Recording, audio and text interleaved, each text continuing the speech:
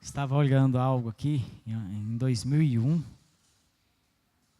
Essa Bíblia aqui é antiga. Eu conquistei essa Bíblia, foi ganhada. Conquistei essa Bíblia há muitos e muitos anos atrás. A irmã Ananias Braga Carvalho Braga, né? Ela era superintendente da escola bíblica dominical. Então ela fez uma gincana que na época nós estávamos estudando alguns livros do Antigo Testamento. Então quem respondesse mais, né, ganharia essa Bíblia. E eu olhei que a Bíblia era bonita, né? A capa não era essa aqui, a capa já acabou. E eu quero essa Bíblia. Eu quero essa Bíblia. E aí eu tive a oportunidade de responder quase que 100% das perguntas. Então eu ganhei essa Bíblia, né? Eu não sei porque que eu costumo colocar as datas. E essa eu não coloquei, mas eu creio que deve ter uns 25 anos por aí. Foi na década de 80. Entendi? Eu ainda era muito jovem. Já faz muito tempo. E dentro disso, dentro das curiosidades, eu quero passar algo. Quando eu estive em 2001, que eu queria falar, eu falei 2001, né? Em 2001 eu estive lá em Manaus, e eu estava fazendo então escola de líderes na implantação da visão celular no G12. E um dos que estava ministrando aula para nós era um pastor goiano, o pastor Eurípides. E o pastor Eurípides, ele é goiano e trabalha na área, principalmente na área de libertação.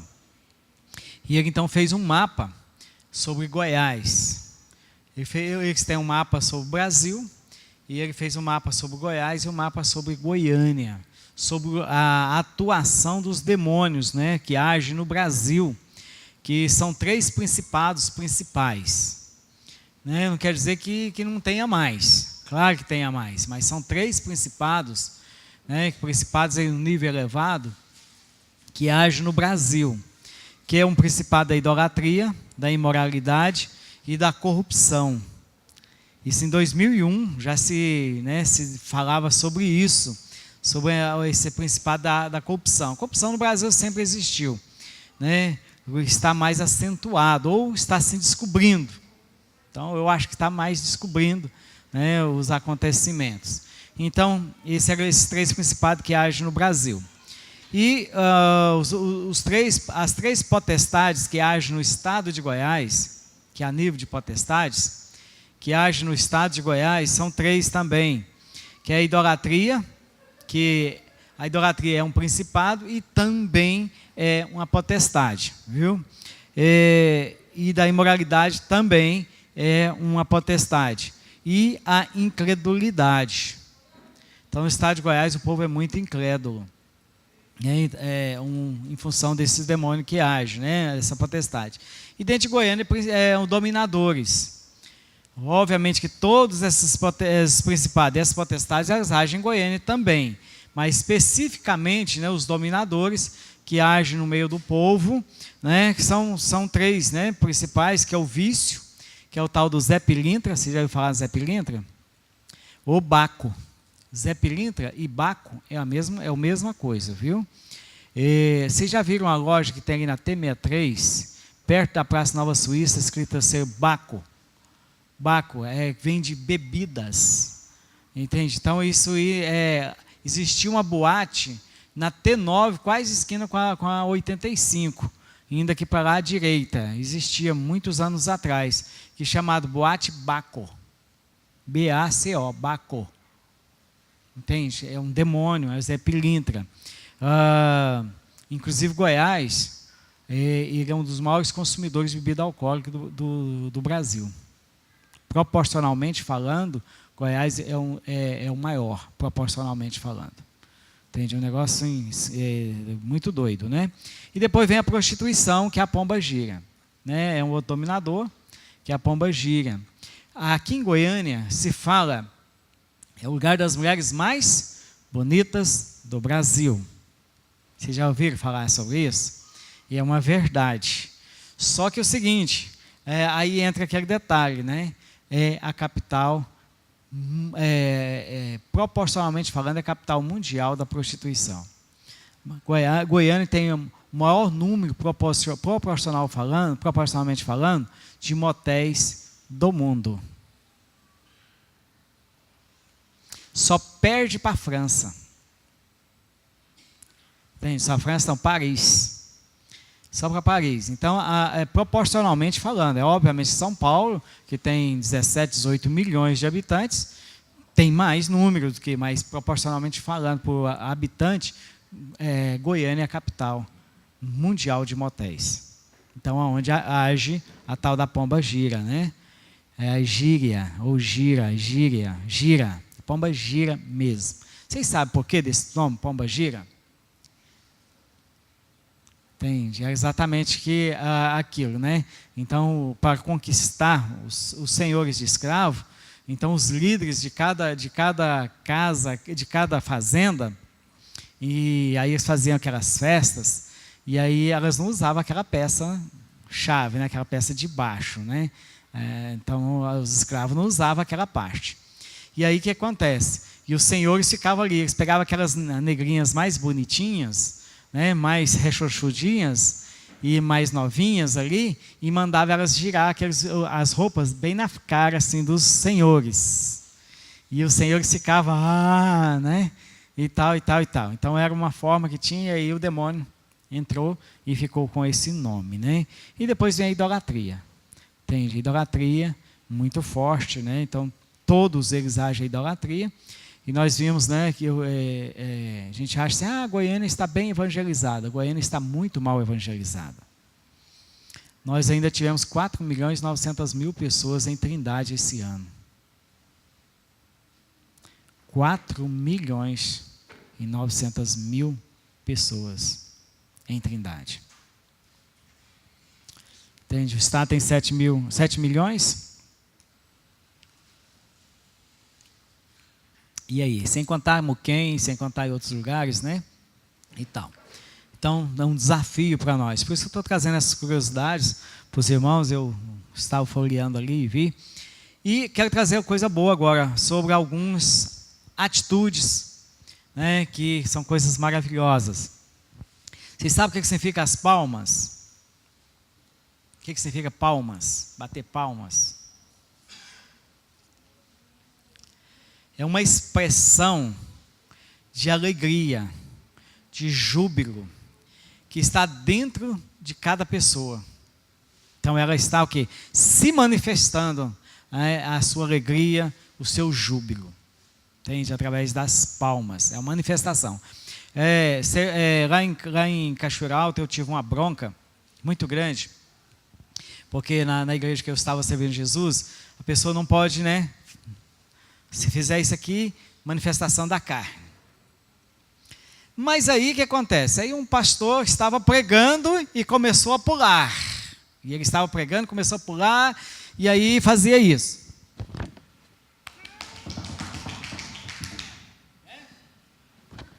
Maravilha, é comigo. E eu sou terrível. Aí nós vamos jantar, lá na casa do meu irmão. Aí entra no assunto sobre manifestação da carne, falando das igrejas. Eu disse, irmãos, eu acho que nós somos muito hipócritas. Todo e qualquer movimento é manifestação da carne. Eu nunca vi o Espírito manifestar. Hoje no culto eu vi o pastor pulando, eu vi o pastor gritando, eu vi o pastor batendo palma, eu vi o pastor sapateando. Manifestação da carne. Não, mas eu estava no Espírito. Eu não estou dizendo que o irmão não estava no Espírito. Mas o que manifestou não foi o Espírito, foi a carne do irmão. E se eu estou balançando meu corpo quando eu estou cantando, então o Espírito está dentro de mim, está envolvendo, e a minha carne está movimentando. Ei, querido, você precisa de ver que bronca que foi. Mas foi bom por demais. E aí tinha algumas pessoas que me apoiaram, e no final, para a glória do Senhor Jesus, nós saímos vencendo. Porque irmãos, Nós temos que largar de ser hipócritas. Entende? Nós temos que entender as coisas. Outra coisa, levantar as mãos. O que significa? Sabem? Levantar as mãos é um movimento de adoração a Deus ou ao diabo. É uma manifestação de adoração a Deus ou ao diabo. No Vila Mix lá, o pessoal ficava lá, tá, ó, também. Entende? Então é uma manifestação de adoração, viu? Então, a um ou outro. Na igreja, é claro que é para Deus. Inclinar. Quando nós inclinamos, o que nós fazemos? Reverenciar. E quando nós ajoelhamos? Sinal de quê? De adoração. Também de adoração. E quando nós prostramos no chão, com a boca no pó, como dizemos assim, reconhecemos a soberania de Deus. Entende? Nós reconhecemos a soberania de Deus. E pular. Quando nós pulamos? Expressão de júbilo. Expressão de júbilo. E abraçar. Hã? Não, tem outra coisa. Suprir carência. Abraçar cura. Entendeu? É uma expressão de cura, suprir carência. A pessoa se sentir amada. Sentir que é alguém. Entende? Então é algo tremendo. Exatamente. Né? Às vezes algumas pessoas, né, têm a dificuldade, né, de quando vai pegar na mão, elas pegam assim, né? Vocês já viram que pessoas pegam assim?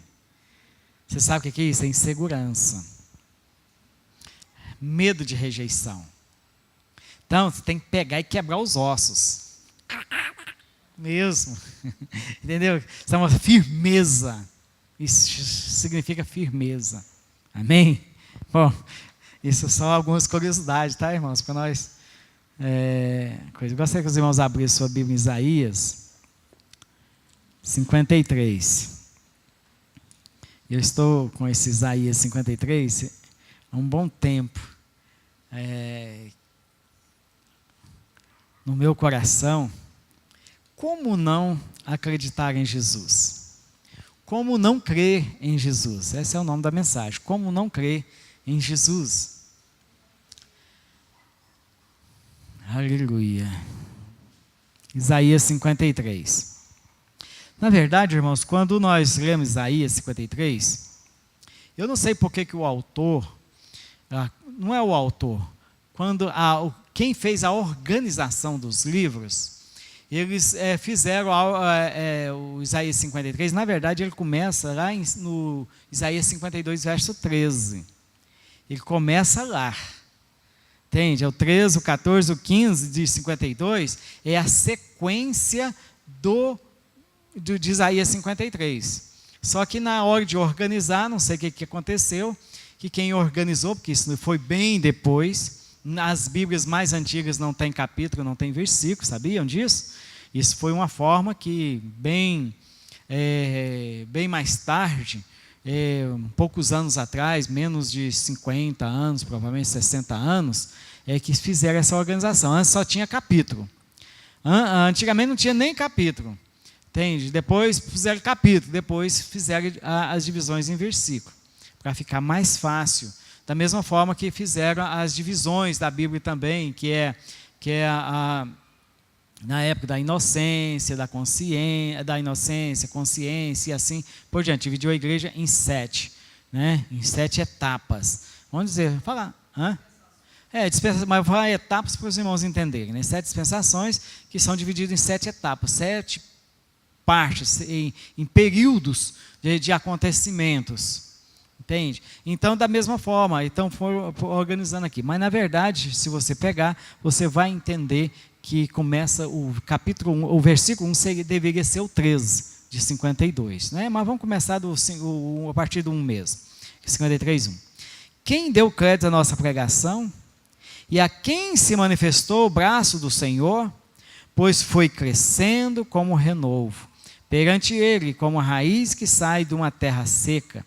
Não tinha formosura nem beleza, e quando olhávamos para ele, nenhuma beleza víamos que o desejássemos. Era desprezado e rejeitado dos homens, homem de dores, e experimentado os sofrimentos, e como um de quem os homens escondiam o rosto, era desprezado, e não fizemos dele caso algum. Verdadeiramente, ele tomou sobre si as nossas enfermidades e carregou com as nossas dores, e nós os reputávamos por aflito, ferido de Deus e oprimido. Mas ele foi ferido por causa das nossas transgressões e esmagado por causa das nossas iniquidades. O castigo que nos traz a paz estava sobre ele, e pelas suas pisaduras nós fomos sarados. Todos nós andávamos desgarrados como ovelhas. Cada um se desviava pelo seu caminho, mas o Senhor fez cair sobre ele a iniquidade de todos nós. Ele foi oprimido e afligido, mas não abriu a boca. Como um cordeiro que é levado ao matadouro, e como a ovelha que é muda perante os seus tosqueadores, assim ele não abriu a boca. Pela opressão e pelo juízo foi arrebatada. E quem dentre da sua geração considerou que ele fora cortado da terra dos viventes, ferido por causa das transgressões do meu povo? E deram-lhe a sepultura como os ímpios, e com o rico na sua morte, embora nunca tivesse cometido injustiça, nem houvesse engano em sua boca. Todavia foi a vontade do Senhor esmagá-lo, fazendo-o enfermar, quando ele se puser como oferta pelo pecado. Verá a sua posteridade, prolongará os seus dias, e a sua vontade do Senhor prosperará nas suas mãos. Ele verá o fruto do trabalho da sua alma, e ficará satisfeito com o seu conhecimento. O meu servo justo justificará a muitos, e as iniquidades dele levará sobre si. Pelo que lhe darei o seu quinhão com os grandes, e com os poderosos repartirá ele o despojo. Quanto derramou a sua alma até a morte, e foi contado com os transgressores, mas ele levou sobre si o pecado de muitos, e pelos transgressores intercedeu. Amém? Nós vimos aqui um relato de Isaías. Isaías, ele foi um profeta muito sensível, um profeta fantástico. A gente costuma chamar que o livro de Isaías, ele é o evangelho do Antigo Testamento. Isaías foi o que mais escreveu sobre Jesus. E o livro de Isaías, ele foi escrito, começou a ser escrito 712 anos antes do nascimento de Jesus. 712 anos antes do nascimento de Jesus. E quando aconteceu o cumprimento literal do que foi escrito aqui no 53, foi mais ou menos para o ano 745, já foi acontecendo mais ou menos 745. E que veio, então, quer dizer, ele profetizou, ele teve a visão. Eu acredito que quando ele escreveu isso aqui, ele estava vendo Jesus. Ele estava vendo o acontecimento, porque é muito nítido, é muito forte as palavras dele. Entende? Então ele tinha uma consciência tremenda sobre isso. E ele estava vivendo uma época que aconteceu assim, ele passou por vários reis. E o último rei do qual Isaías viveu foi do Ezequias. Entende? Que foi um rei justo. Mas antes de Ezequias foram mais 3 reis antes, entre de Judá e Israel. Ele viveu nessa época. Amazia, por exemplo, foi um rei ruim. Até o seu filho ele passou no fogo. Entende? Então, Israel estava começando a entrar numa decadência. Ezequias, então, ele organizou Israel, acabou com todos os postes ídolos que existiam, acabou com a prática de incenso e outras coisas mais. Entende? Então, ele deu uma organizada. E Isaías viveu nessa época, numa época conturbada, numa época problemática. Tanto é quando Isaías foi chamado, foi lá no capítulo 6, ele foi chamado, ele teve uma visão tremenda. Ele estava no templo. Ele estava na sinagoga, então, falando com o Senhor, e aí ele foi arrebatado, ou veio uma visão sobre ele, e ele teve uma visão fantástica. Ele viu Deus face a face, ele viu, né, os anjos do Senhor, ele viu ali os querubins voando, andando ali, ele viu algo tremendo, tremendo. Então ele nada mais, nada menos, ele tinha aquela autoridade para falar de Jesus, e ele então, ele viu, ele teve visões muito fortes, entende? E ele é tremendo. Eu sou muito fã, né? Eu gosto muito, eu amo, né, ler Isaías, porque ele traz coisas muito esclarecedoras para nós, e aqui ele traz isso nessa noite para nós. Quem deu crédito à nossa pregação? E a quem se manifestou o braço do Senhor? Quem deu crédito? As pessoas. Jesus veio, muitos deram crédito, mas a maioria não deram crédito, e não tenho dado crédito até os dias de hoje. Entende? E naquela época mesmo, nós vamos ver um pouquinho mais à frente a zombaria, pois foi crescendo como renovo perante ele. O que aconteceu? Jesus, ele nasceu pequenininho ali, ele foi crescendo como uma árvore, começa a crescer, né? Um brotinho, vai crescendo.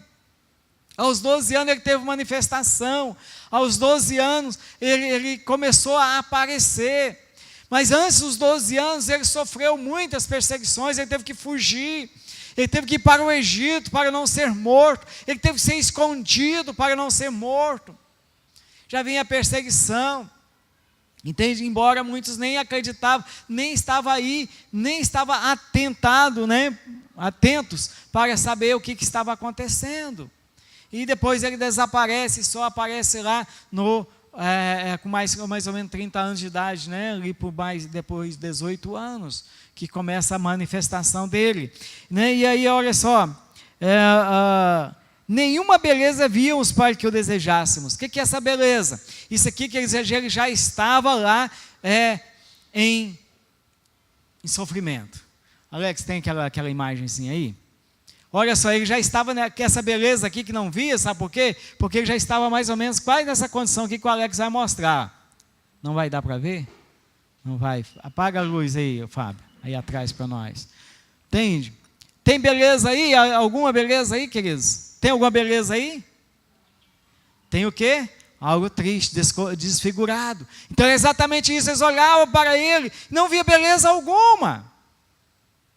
Entende? Porque ele estava todo mutilado, ele estava todo moído, ele estava todo ensanguentado, ele estava ali só um caco de pessoa. Irreconhecível. Irreconhecível. Entende? Então, olha só, mas como que Deus é esse que nós vamos seguir, que deixa levar, que deixa ser preso?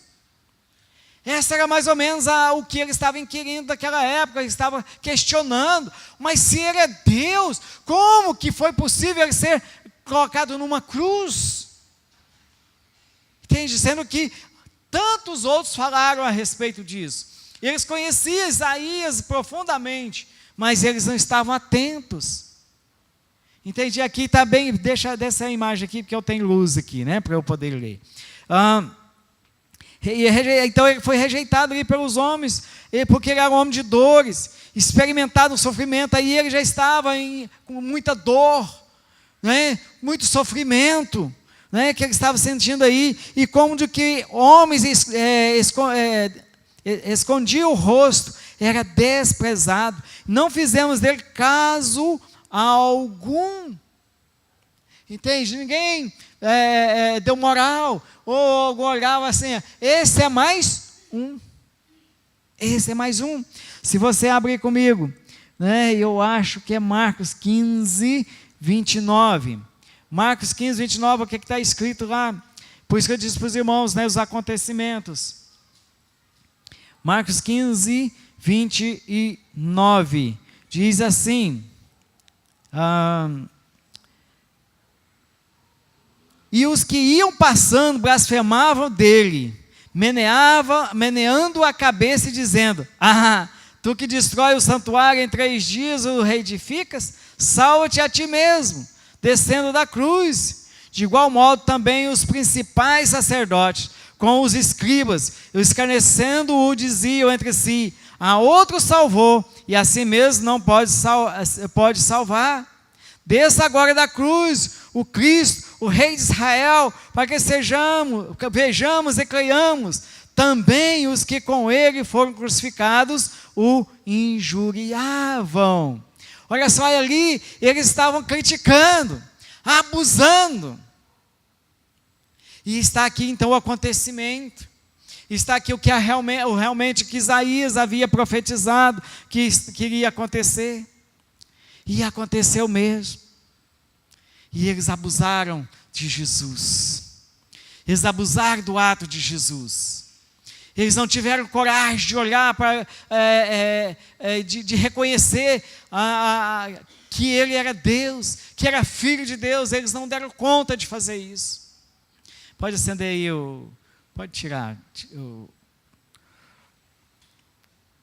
Verdadeiramente, Ele que tomou sobre si as nossas enfermidades. Queridos, Ele ali sofreu todo aquilo que Ele sofreu. Foi para que você tivesse vida. E vida em abundância. Para que você tivesse saúde. E saúde em abundância. Muitas das vezes, queridos, falam assim: mas o meu corpo está enfermo. E aí, mas o seu espírito está saudável. Sabe, porque nós muitas vezes olhamos muitas outras coisas. Queridos, mas o seu espírito está saudável. Entende? Isso é o que importa. Entende? Mas Ele também quer que nosso corpo esteja sarado também. Amém? E Ele ainda disse mais: e carregou com as nossas dores,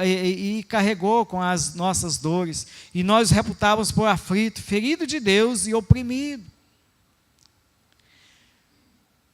Ele era 100% Deus e 100% homem. Imagina a condição de homem. Ele foi ferido. Irmãos, ele levou 39 chibatadas, 40 chibatadas menos uma, 39.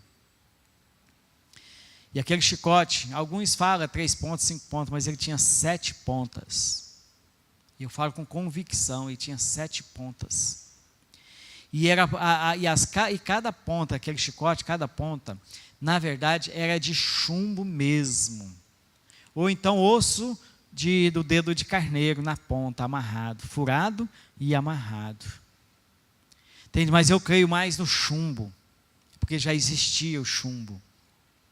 Entende? Então, e outra coisa, o verdugo, o castigador, ficava numa posição mais alta. E a pessoa que estava sendo chicoteada ficava numa posição mais baixa. Então eu batia, e arrastava. E segundo os médicos, e eu estava lendo o livro Quem Ama Não Adoece, de um cardiologista, ele não é cristão. E ele dizia o seguinte: existe a raiz das doenças, e a raiz das doenças principais são 273. 39 vezes 7 dá quanto, queridos? Faz as contas. Esse livro eu li, emprestei, comprei outro, porque não me devolveram, e emprestei novamente e não me devolveram, mas vocês encontram qualquer livraria, Saraiva, essas livrarias comerciais por aí. Tremendo ele. E ele traz então várias coisas, motivos de algumas doenças. O que leva àquela, porque ele era socorrista, plantonista em hospital, ele é um pernambucano, mas radicado em São Paulo, ele trabalhava pronto-socorro, e ali ele descobriu que ele pôde, então, analisar. Cada doença tem um motivo por trás. Mulheres, por exemplo, que são insatisfeitas sexualmente, elas têm problema de falta de ar e problema de coluna. E ele provava isso. E outras mais. Só estou lembrando dessa. Entende? Então, muitas outras mais. Então, queridos, é isso que acontece. Vocês fizeram a conta aí, deu 273? Hã?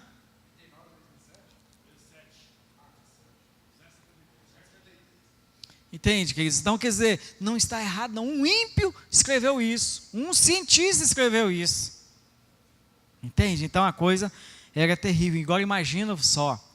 Pega um pedaço de carne e começa a bater uma faca naquela carne. O que ela vai ficar? Moída. E assim estava. Inclusive, alguns dizem que até as costelas de Jesus ficaram de fora. Porque quase não tem carne, né? Jesus, eu creio que ele era mais magro do que eu. Acho que ele era bem saudável.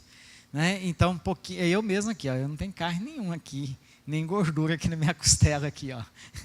Então, eu imagino que onde pegou ali, rasgou. Entende? Rasgou. Entende? Um negócio muito forte. Mas ele foi ferido por causa das nossas transgressões, por causa dos nossos pecados, por causa do meu pecado, por causa do seu pecado, e ele foi o que? Esmagado por causa das nossas iniquidades, e o castigo que nos traz a paz estava sobre ele. E o castigo que nos traz a paz, o castigo que nos traz a libertação, o castigo que nos traz o que? A alegria, estava lá nele, lá na cruz. Entende? Nós não temos mais motivo para ficarmos oprimidos, entristecidos. Entende? Aí nós temos motivo só para nos alegrarmos. Nós vimos que Elias, por exemplo, depois que ele fez aquele feito lá no monte, que ele entrou em depressão. Ele entrou em depressão. Ele escondeu numa caverna, ele não queria sair, ele fugiu daquela mulher terrível chamada Jezabel, ele ficou com medo, mas ele teve um encontro com Deus. Ele era um homem de Deus, trabalhava para Deus, era um profeta, mas ele não tinha tido um encontro real com Deus. E o dia que ele teve um encontro verdadeiramente com Deus, ele recobrou as suas forças. Deus falou com ele: sai daí, Elias. Desce, eu ainda tenho muita coisa para fazer. Ah, Senhor, mas você sabe, Senhor, só eu fiquei. Ah, essa é desculpa quem está deprimido. Entende? Começa a arrumar tantas desculpas. E tal, e o Senhor disse para ele: não, ainda tem muito para fazer. Deu alimento para ele, deixou ele dormir, deixou ele descansar, e ele se alimentou 2 vezes. E quando ele estava fortalecido, o Senhor falou: vai, você vai andar 40 dias e 40 noites, a pé, até chegar onde eu quero que você chegue. E ele se tornou uma bênção depois do encontro real com Deus. Muitas das vezes, queridos, porque nos falta, sabe o quê? É nós olharmos para Ele, conversar com Ele, né, com tete a tete, para que as coisas possam acontecer. O pastor Paulo Antônio, ele pegou um síndrome do pânico. É um homem arrogante, um homem difícil, o pastor Martoni conheceu, difícil ele. Um dia ele sugeriu que eu estava ficando doido e que eu precisava de um repouso. Talvez até precisava mesmo. Talvez estava até ficando meio doido mesmo.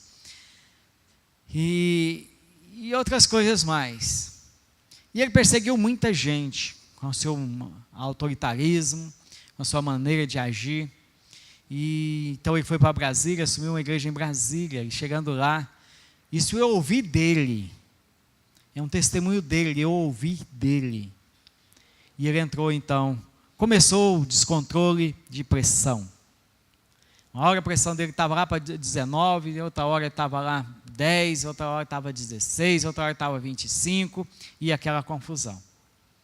Então ele veio em Goiânia, fez o tratamento, e aí o médico disse para ele: olha, o senhor não tem nada, o senhor tem que ir para um psiquiatra. E ele foi para o psiquiatra. Chegou o psiquiatra e disse para ele: o senhor está com um síndrome do pânico, e o senhor precisa tomar uns remedinhos. Ele ficou 3 anos, 3 anos, sem sair da porta da sala de casa. 3 anos dentro de casa. 3 anos. Não ia ao supermercado, não ia a lugar nenhum, não ia na igreja. A igreja foi muito benevolente com ele, ela foi muito paciente, continuou pagando o salário dele durante aqueles 3 anos. Até para ir ao médico, ele não ia. Ele não foi ao médico naqueles 3 anos. E um dia ele entrou para o banheiro, ele me contando isso. Ele entrou para o banheiro, sentou no vaso e disse para o Senhor: Senhor, só tem duas opções aqui. O Senhor me mata agora, ou o Senhor me cura agora.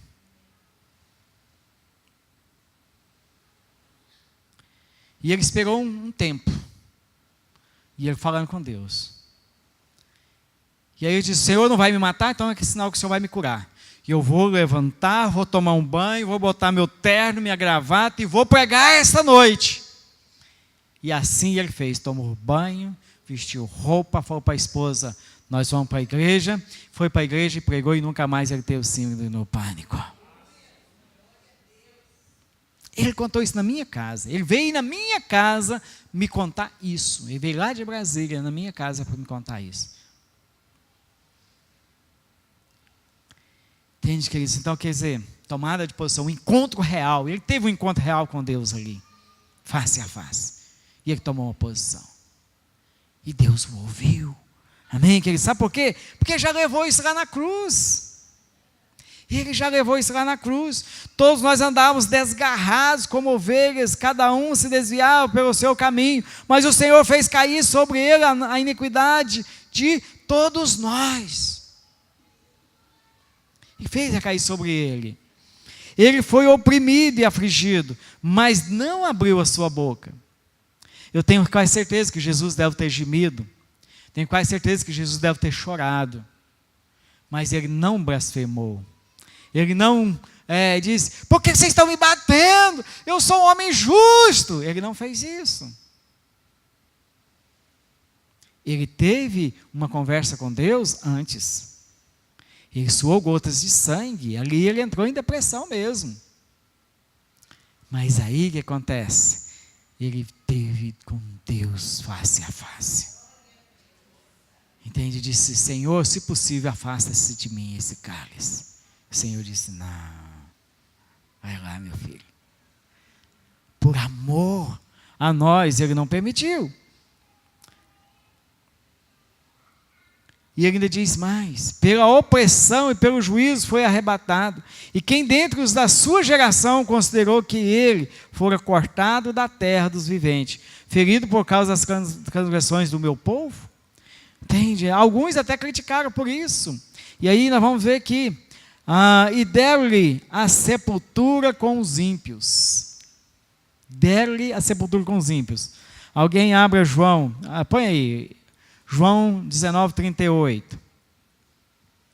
Fica mais fácil.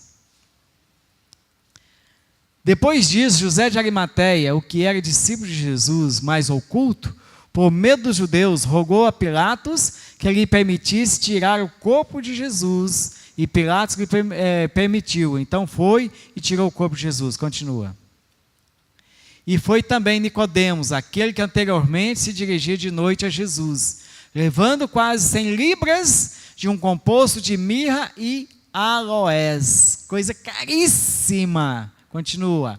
Tomaram, pois, o corpo de Jesus e o envolveram em lençóis com as especiarias, como os judeus costumavam fazer na preparação para o sepulcro. E havia um horto naquele lugar onde fora crucificado, e no horto um sepulcro novo, em que ainda ninguém havia sido posto. Ali, pois, por causa da preparação dos judeus e por estar perto daquele sepulcro, puseram a Jesus. Vocês viram que coisa tremenda? Isaías profetizou sobre isso. Isaías profetizou sobre isso. Deram-lhe a sepultura como ímpios, e com o rico na sua morte. Ele foi sepultado realmente junto com os ímpios, mas com sepulcro de gente rica. Só gente rica poderia ser sepultada no lugar daquele. E ainda mais, em um jardim. Vocês viram escrito lá horto? Mas era um jardim, era um lugar bonito. Até nisso, Isaías profetizou. Como não crer em Jesus? Como não crer se aqui cumpriu tudo que estava escrito, embora nunca tivesse cometido injustiça, nem houvesse engano na sua boca, mas ele foi sepultado lá. Sabe por quê? Porque não era para ele ficar lá. E deram-lhe a sepultura, e todavia foi da vontade do Senhor esmagá-lo, fazendo-o enfermar. Quando ele se puser como oferta pelo pecado, verá a sua posteridade e prolongará os seus dias, e a vontade do Senhor prosperará nas suas mãos. Então ele fez o que? Enfermar por nós. Ele verá o fruto do trabalho da sua alma e ficará satisfeito. Com o seu conhecimento, o meu servo justo justificará a muitos e as iniquidades deles levará sobre si. Essa é a paga. Essa é a recompensa. Abra comigo, abra João 19, 24. Vê o que está escrito lá. Por isso os soldados disseram uns... isso aqui vamos ver mais na frente, né? Vou ler mais um pouquinho aqui que nós vamos ver. Pelo que lhe darei o seu quinhão com os grandes e com os poderosos, repartirá o despojo, porquanto derramou a sua alma até a morte. E foi contado com os transgressores, mas ele levou sobre si o pecado de muitos, e pelos transgressores intercedeu. Olha só, 19, 24, o que está escrito lá? Por isso os soldados disseram uns aos outros: não vamos rasgar a túnica, vamos tirar a sorte para ver com quem fica com ela. Isso aconteceu para que se cumprisse o que está escrito nas Escrituras, dizendo: repartiram entre si as minhas roupas e fizeram sorteio da minha túnica. Foi isso que os soldados fizeram. Está aqui. Entende? Está aqui. Pelo que lhe deram o quinhão, com os grandes e com os poderosos repartirá ele o despojo, as suas vestes. Amém? E ainda mais. Abra lá em Mateus 23, 32 a 35. Portanto, vão e terminem o que eles começaram. Portanto, cobras... Não, mas será que é isso aí mesmo? 23? 32 a 35. Uai, parece que não é isso aí não. Lucas 23, 34, então.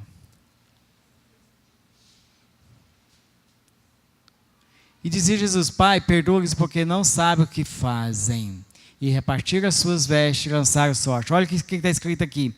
Transgressores, mas ele levou sobre os seus pecados de muitos. E pelos transgressores, o que é que ele fez? Ele intercedeu. Então, queridos, nós vimos que cumpriu tudo. Cumpriu tudo. Tudo. Suas vestes foram repartidas. Ele foi moído ali na cruz. Entende? Então, todos os acontecimentos, tudo que nós falamos aqui, aconteceu. Entende? Foi colocado na sepultura, uma sepultura como rico, no meio de transgressores, né, dos ímpios, aliás, ali, foi colocado. Então, tudo que quanto Isaías profetizou, aconteceu aqui. E aí, queridos, eu ainda quero voltar e ir lá em João, capítulo 10. Para finalizarmos. 10 diz sim. 9. E aí Jesus disse certa vez: eu sou a porta. Se alguém entrar por mim, será salvo. Entrará e sairá e achará pastagens. O ladrão vem senão para roubar, matar e destruir. Eu vim para que tenham vida e a tenham em abundância. Eu sou o bom pastor. O bom pastor dá a vida pelas ovelhas, mas o que é mercenário e não pastor de quem não são as ovelhas, vendo vir o lobo, deixa as ovelhas e foge, e o lobo as arrebata e dispersa. Ora, o mercenário foge porque é mercenário, e não se importa com as ovelhas. Eu sou o bom pastor, conheço as minhas ovelhas, e elas me conhecem. Por que Jesus não fugiu? Por que Jesus não deixou ser pego? Porque ele é o quê? O bom pastor. Ele não era mercenário. E ele veio trazer vida a todos aqueles que entrar por essa porta que é ele, o próprio Jesus. E ele disse: as minhas ovelhas ouvem a minha voz.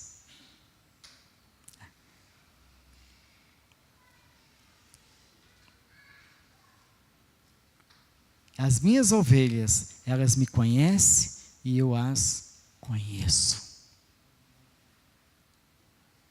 Então nós temos que ser o quê? Ovelhas. E entrar por esta porta, que é Jesus. Que é o bom pastor. Que foi moído. Que levou as nossas transgressões ali naquela cruz. Queridos, não adianta nós queremos pregar outra coisa a não ser esse centro. Essa verdade que é Jesus. Entende? Que nós sejamos verdadeiramente ovelhas. Que nós sejamos verdadeiros seguidores de Jesus. Entende? Como não crer? Se foi profetizado tantos anos antes, todas as profecias voltavam-se para ele, mas Isaías aqui, no 53, foi o que teve uma visão mais real e que tudo se cumpriu. Amém? Vamos ficar de pé e vamos orar.